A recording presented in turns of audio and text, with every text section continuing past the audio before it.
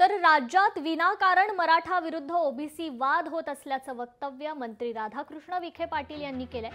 OBC आरक्षण कमी होत असल्याचे पुरावे आहेत का असा सवाल करत उगाच राईचा पर्वत करू नये असंही विखे म्हणाले। मराठा ओबीसी वाद का निर्माण होतोय कळत नसल्याची प्रतिक्रिया त्यांनी दिली आहे, तर आम्ही एकत्र बसून विसंवाद दूर करू असंही राधाकृष्ण विखे पाटलांनी म्हटलंय।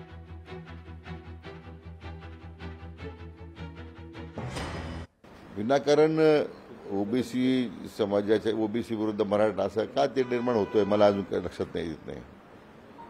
असे काही पुरावे आहेत का आपल्याकडे की ओबीसी आरक्षण कमी होतंय, जाणार आहे, कमी होणार आहे?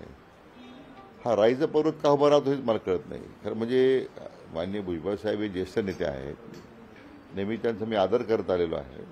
म्हणजे मला खरं त्यांनी काय वक्तव्य केलंय ठीक आहे, काही गैरसमजुतीने त्याने केला असेल, त्यांनी मला कल्पना नाही, परंतु